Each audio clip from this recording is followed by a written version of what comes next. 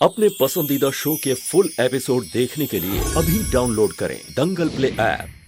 अपने बाबूजी की सोच को जानते हुए भी तुमने इतनी बड़ी बात सबसे छुपा दी। किसी और को नहीं, कम से कम मुझे ही बता देती।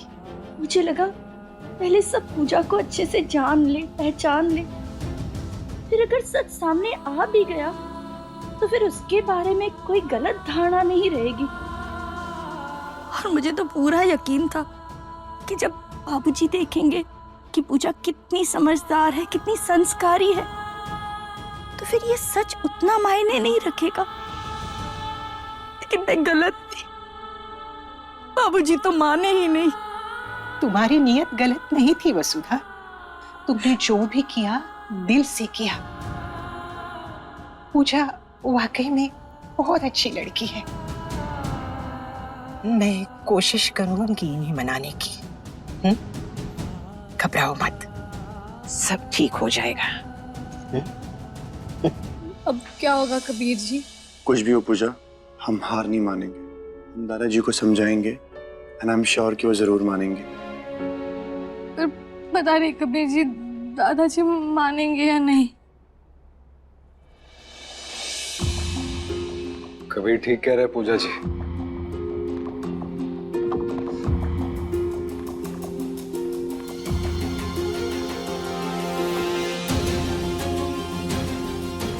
हम सब साथ मिलकर दादाजी से बात करेंगे। लेकिन अगर 17 साल से दादाजी की सोच नहीं बदली तो अब कैसे बदलेगी?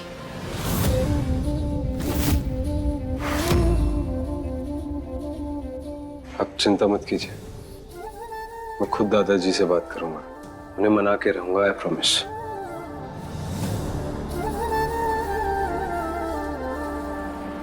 आप ये सब क्यों कर रहे हैं जी? पूजा एक गुणी और संस्कारी लड़की है। ये तो आपके ही शब्द थे। सिर्फ उसकी एक पहचान से आपका उसके लिए नजरिया क्यों बदल गया? क्योंकि इंसान की पहचान ही मेरे लिए मायने रखती है, और इंसान की असली पहचान उसकी फितरत से होती है, उसकी हरकतों से नहीं। और फितरत से अस्तित्व जन्म लेता है, और पूजा का अनाथ होना ही उसका अस्तित्व है। और मैं ऐसे अस्तित्व को अपने घर का हिस्सा कतई नहीं बनाऊंगा। कबीर और पूजा एक दूसरे से प्यार करते हैं, पूरा परिवार उन्हें पसंद करता है।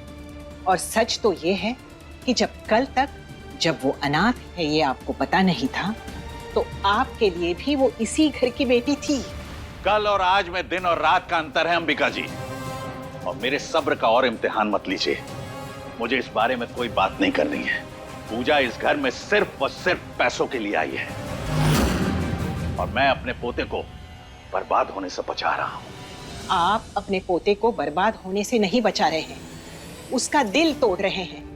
बिल्कुल वैसे ही जैसे सालों पहले आपने देवेन का तोड़ा था। आप पर जो बीता है उसकी कीमत बच्चों से क्यों वसूली जा रही है? पहले देवेन, फिर कबीर और पूजा। आखिर आप अपनी बीती हुई पीड़ा को बच्चों पर जुल्म बना के क्यों मारना चाहते हैं? माँ, आप एक पराई लड़की के लिए बाबूजी से क्यों बहस कर रही हैं? बाबूजी अपनी जगह बिल्कुल ठीक है। मैं तो पहले से ही कह रही थी, वो कोई आम लड़की नहीं है, नागिन है, नागिन। देखा आपने, डस लिया ना उसने पूरे परिवार को।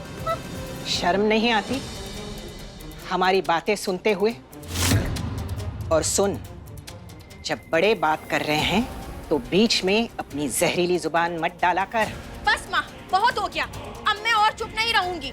हमेशा आप मुझे ही कोसती रहती हैं, मुझे ही बोलती रहती हैं। आपको दिखाई नहीं दे रहा ये सब कुछ वसुधा भाभी और उस लड़की की वजह से हो रहा है। अमृता! आप उन्हें कुछ नहीं कहेंगी, हमेशा मुझे ही चिल्लाती रहती है, मुझे ही डांटती रहती है। अमृता!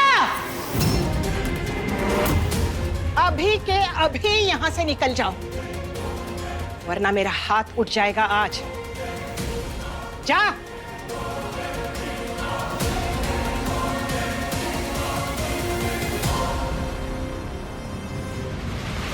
किरण, सब मेरी वजह से हो रहा है। मेरी वजह से माँ को इतना अपमान सहना पड़ा, उनकी इतनी बेइज्जती हुई थी। इसमें तुम्हारी कोई गलती नहीं है, प्लीज शांत हो जाओ। एग्जैक्टली पूजा, हर बात का दोष ना तो प्लीज खुद को मत दिया कर। किरण तुम नहीं समझ रही हो, मैं अगर यहाँ पे नहीं आती ना तो ये सब नहीं होता। माँ को इतना अपमान नहीं सहना पड़ता किरण, वो मेरी वजह से दुखी हुई है। नहीं, ऐसा कुछ नहीं है, तू प्लीज शांत हो जा। पूजा,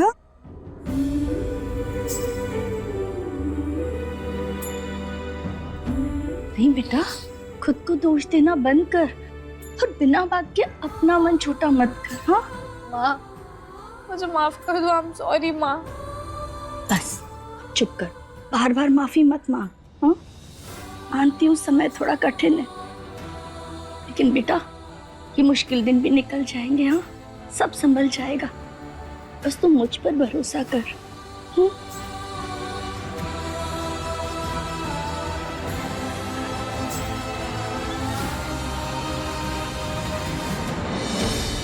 एक अनाथ लड़की के वजह से 17 साल पहले ये कांड हुआ था, फिर से आ गई।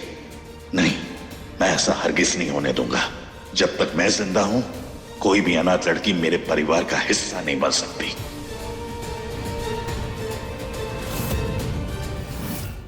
साजन घर, सोमवार से शनिवार रात 9:30 बजे दंगल टीवी पर।